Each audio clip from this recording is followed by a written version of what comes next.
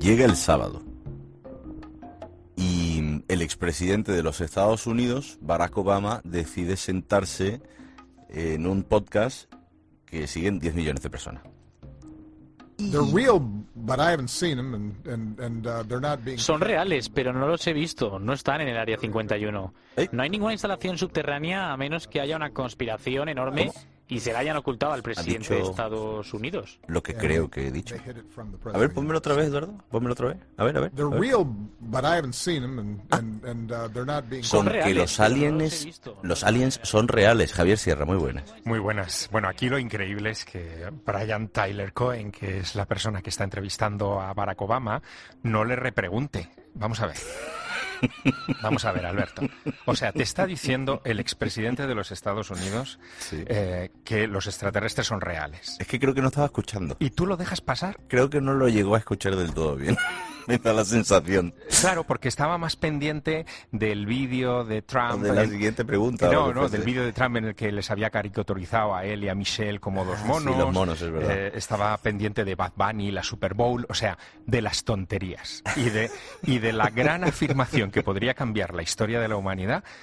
Bueno, como no está en la agenda política, la dejo pasar. Es que todo un presidente de los Estados Unidos, Javier, diga, además, porque yo lo que interpreto es que lo dice de una forma tan involuntaria que uno lo primero que piensa es, bueno, pues tiene que tener evidencia de algún tipo de que son reales, ¿no? No es la primera vez que un presidente de los Estados Unidos ha hablado en términos parecidos, y yo hoy he dicho, mira, le quiero ceder la antena a Javier para que me cuente todo lo que considere que me tiene que contar. Bueno, no solo no es la primera vez que un presidente de los Estados Unidos, estando en ejercicio o en campaña para ser presidente, habla de este asunto, sino que tampoco era la primera vez que a Barack Obama se le escapaba un desliz de este estilo. Ah, no lo sabía yo. Fíjate, he estado mirando un poco en archivo y hace 11 años, cuando él era presidente, el 13 de marzo de 2015, él acude al show de Jimmy Kimmel en ABC, ¿no? En ABC.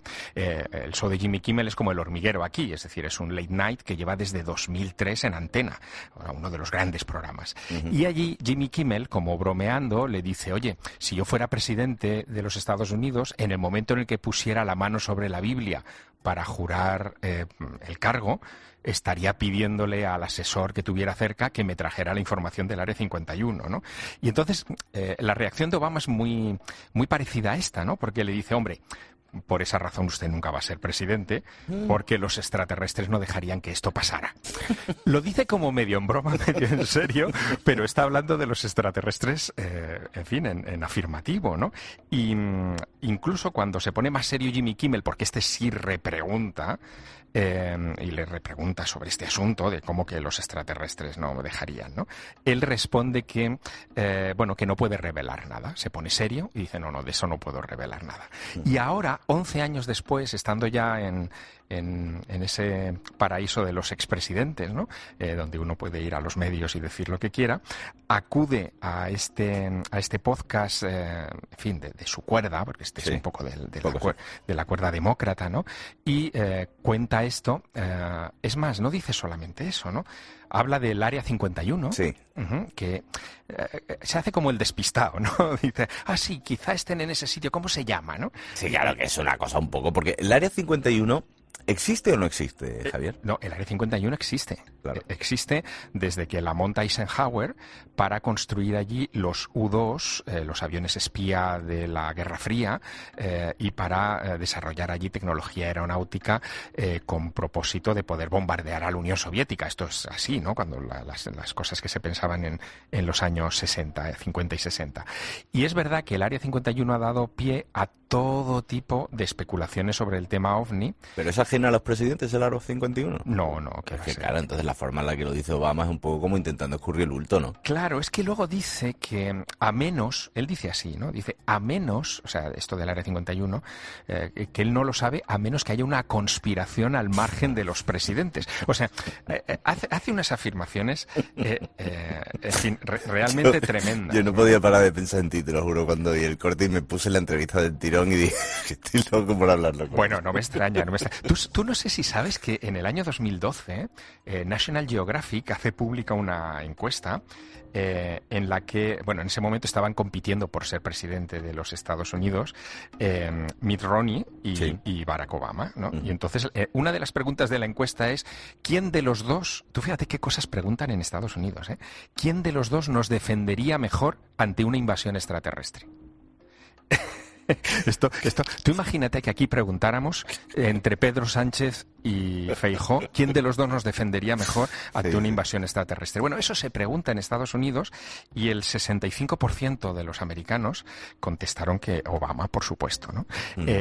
También preguntaban en esa encuesta del año 2012 si creían que los gobiernos ocultaban información sobre ovnis y el 80% de los, que esto es mucho en términos demoscópicos, el 80% dijeron que por supuesto que ocultaban información.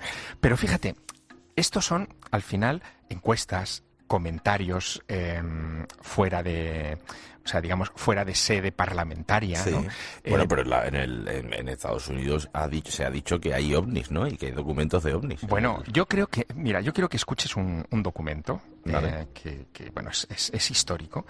Otro presidente de los Estados Unidos, el 40º presidente, Ronald Reagan, en el año 85 empezó a intentar deconstruir la Guerra Fría, ¿no? Y se acercó a Mikhail Gorbachev, empezaron conversaciones para rebajar el arsenal nuclear de ambas superpotencias y, de alguna manera, aproximarse a un nuevo orden mundial un poco menos tenso, ¿no?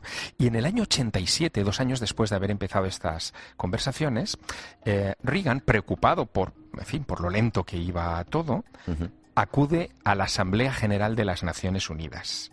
Y allí, hacia el final del discurso, da la clave de cómo podríamos distensionar la tensión entre Estados Unidos y la Unión Soviética, por supuesto, gracias a los extraterrestres.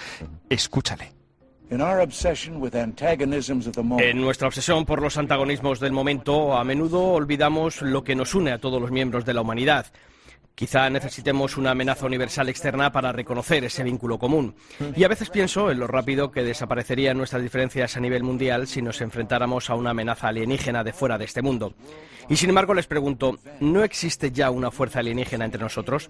¿Qué podría ser más ajeno a las aspiraciones universales de nuestros pueblos que la guerra y la amenaza de guerra?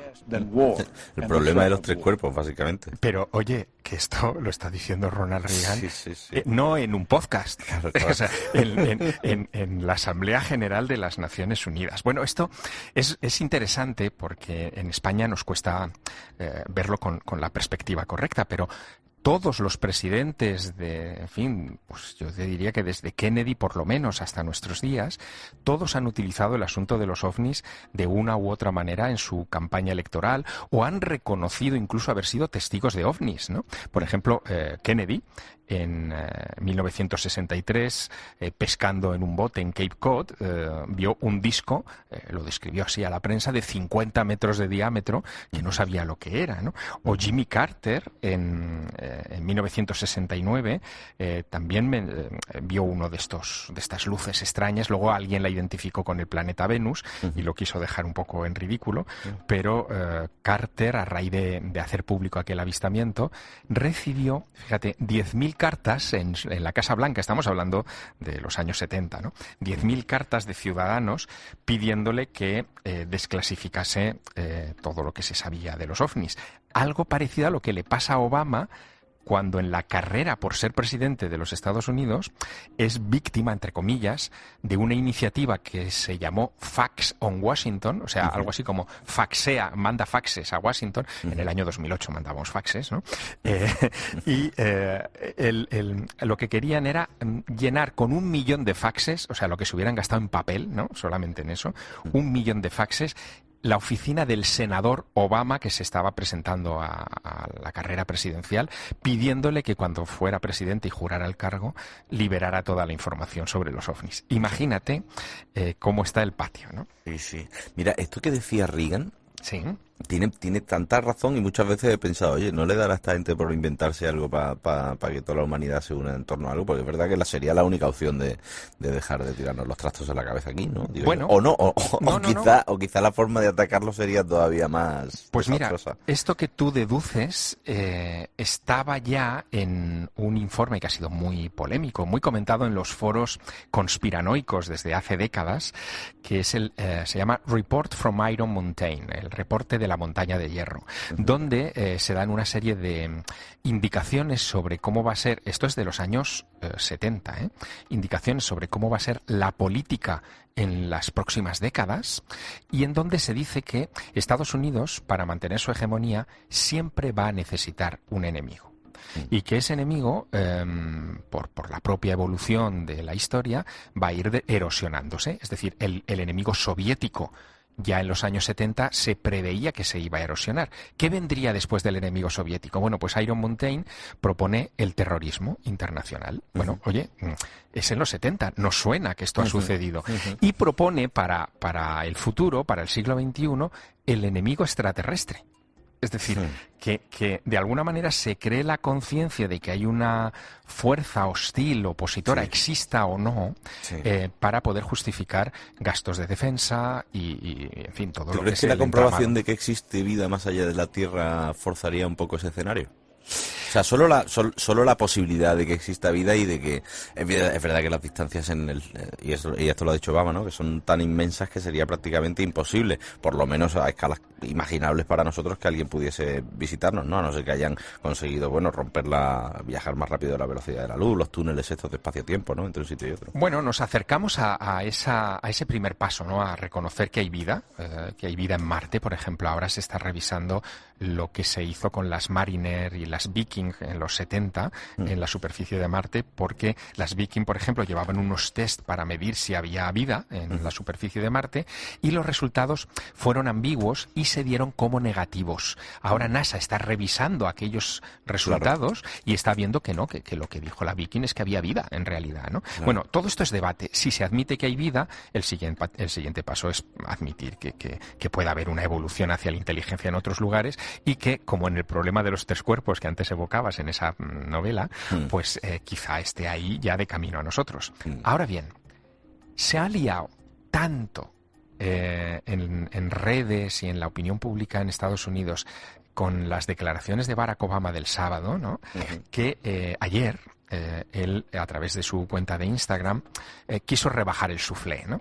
Y dijo que, hombre, que en realidad lo que estaba es siguiéndole el rollo al presentador y que en realidad cuando él dice que los extraterrestres existen, se estaba refiriendo a que estadísticamente hay muchas posibilidades de vida extraterrestre. Vale, eso lo dice para rebajar el suflé, porque el tono y el contexto en el que hizo esas afirmaciones y su relación inmediatamente posterior con el Área 51 no está hablando precisamente de microbios desde luego. En otros planetas. Desde luego.